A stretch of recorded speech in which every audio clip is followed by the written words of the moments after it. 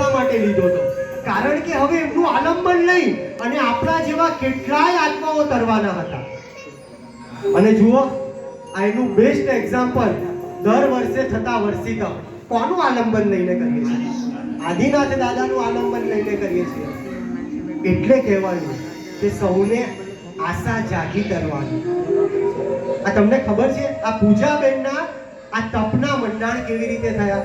લગભગ પરિવારમાં, આમ પણ હવે સોશિયલ મીડિયાનો આ જમાનો, અને એમાં પણ આવા જ્યારે કાર્યક્રમો થાય, આવા મોટા મોટા તપ થાય, એટલે અંદર અંદર ખાસી એવી વાતો થઈ જાય, બધાને ખબર હોય. પણ તમે વિચાર તો કરો, વડોદરામાં 354 વર્ષી તપ થાય. આ 354 વર્ષી તપ થાય અને 354 સમૂહ વર્ષી તપ.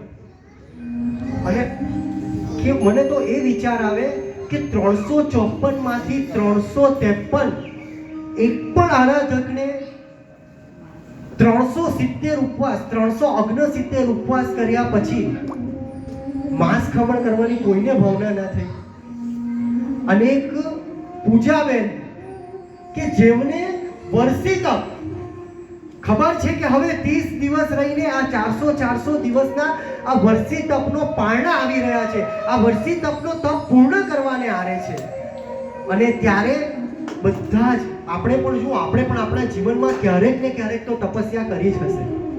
આપણે બધા જ જ્યારે આવા મોટા તપ કરીએ ને, એ ઉપદાન હોય, માંસ ખમણનું તપ હોય, પછી આવું વર્ષી તપ હોય, આવા કોઈ બી તપ હોય ને, તો જ્યારે એનો છેલ્લો પડાવ આવે ને, એટલે આપણને ખબર છે કે હવે દેવગુરુની ધર્મથી તપ તો થઈ જ ગયું છે. આ તપ તો આપણું દેવગુરુ ધર્મએ કરાવી દીધું. અને પછી આપણે શું વિચારીએ? પારણાની તૈયારીઓ શરૂ કરીએ કે મારું પારણામાં આમ હોવું જોઈએ, પારણાનો પ્રસંગ આવો થવો જોઈએ, પારણું આ રીતે કરવાનું છે. અને તે વખતે આ વર્ષી તપના તપસ્વી પૂજાબેન બધો વિચાર બાજુ પર મૂકીને એમ વિચાર કરે કે વચ્ચે પાછા એક છઠ આવશે, છેલ્લે પણ છઠ અઠમ આવવાનો છે ખરેખર, તો એમાં કદાચ છઠ કરવો પડે. આ બધું બરાબર મેચ નથી થતું. ખરેખર જે રીતે થવું જોઈએ એ રીતે તપ થશે નહીં.